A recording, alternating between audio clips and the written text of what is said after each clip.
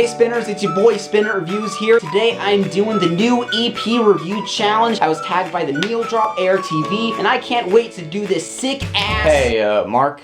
Yeah, what?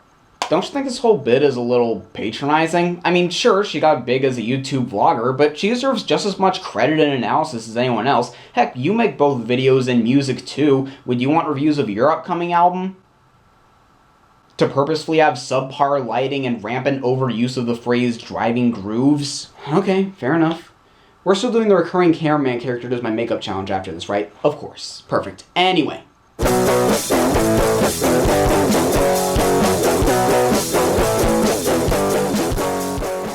Hey everyone, welcome to another episode of Spin It Reviews. Today I'm talking about the new EP from Emma Blackery called Sucks to Be You. Emma's a rock singer-songwriter from the UK, but like I pointed out in that intro, she's mostly made her name over the years from being a YouTuber. Just for some background, I've actually been subscribed to her since around 2013, and I consider her in that rare breed of big vloggers alongside people like Grace Helbig, The Third Pew, people that seem like they actually have, how can I put it, a soul, actually fusing their videos with a lot of creative, quick-witted humor, as well as not being afraid to poke fun at that whole community. It feels very genuine, and even when it's not, she's usually funny enough to make up for that. Of course, this isn't a YouTube channel review, so I'm going to be moving on from this shortly, but it's always interesting seeing this kind of transition. I think the last time I talked about an artist like this was that Carmen review from a couple years ago.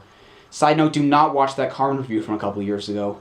Oh, those dark early days of iPhones and stacked boxes. Anyway, this focus on music isn't really new for her. She's been releasing singles and EPs over the years, and I appreciate how she doesn't get into a lot of those YouTuber making music pitfalls, like relying a lot on novelty or just making a shameless cash-in, or... You get that away from me right now. Moving on.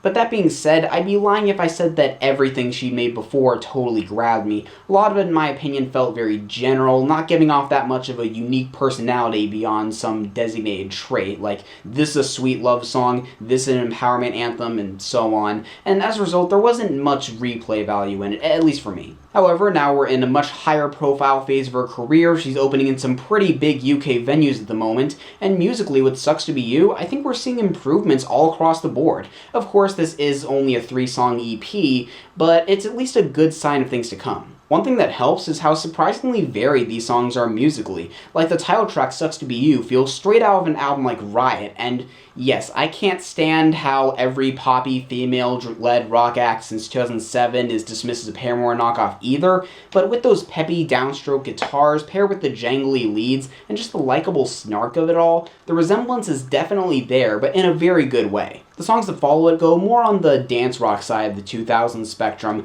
like on Look What You Made Me Do, the tightness of the rhythm section and the tone of the guitar lines and the verses honestly giving me some Franz Ferdinand flashbacks, maybe even back to some 80s new wave or power pop, like if Blondie was on Warped Tour in 2005. Let Me Be is probably the most daring song here, starting off with a mechanical drum machine that honestly doesn't mesh as well as it should with the rest of the track, but picks up much more muscle as it moves along into a blast of a chorus that's just begging to be screamed along with live with the "Get your song out of my head!" Ironically very catchy. And just for that extra throwback influence, the song goes full-on Insomniac-era Green Day in the last 30 seconds, bookending the EP on a similarly well-crafted pop-punkish note. Not only that, but Emma really holds her own as a singer here, thanks partially to some well-executed self-harmonies in the choruses of these songs, and there's enough conviction in her delivery throughout that even if there's a line or two you might not totally dig, it's generally easy to overlook. And speaking of lyrics, for better or worse, the themes here are a lot more biting, confrontational, angsty even.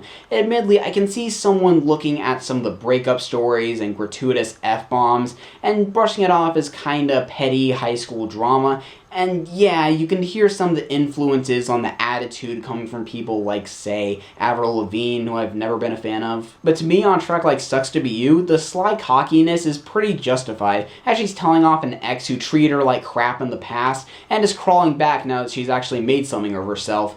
Maybe it makes a little more sense with the story about her former band the song was inspired by, she talks about in a video once, but the way it's reframed as a kind of relationship kiss-off song still really works here. The other two songs aren't quite as eventful in this department, but also work for what they're going for. Overall, this is a pretty solid EP, and a big step forward that puts a strong divide between Emma and 99% of other big YouTubers that try music. Nice try. I saw that one coming. Oh God! I thought I repressed that! Why did we let that happen? But seriously, I'm going to give this a 7.5 overall. It's hard to score a 3-song EP compared to full-length albums like I usually do, but I think that's fair. So if you guys have heard this EP, I'm curious what you guys think about it. Do you agree with what I had to say? Do you disagree? Have any feedback about the channel in general, what I'm doing here? Let me know in the comments down below. Share this around with anyone who might be interested. Follow me on Twitter for updates, and hopefully I'll see you in the next episode of Spinner Reviews.